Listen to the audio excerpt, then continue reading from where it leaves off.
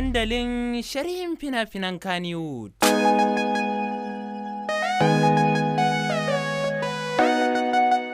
Shahararren kamfanin mai shadda Global Resource ke gabatar muku da sabon shiri mai dogon zango, Gidan Sarauta.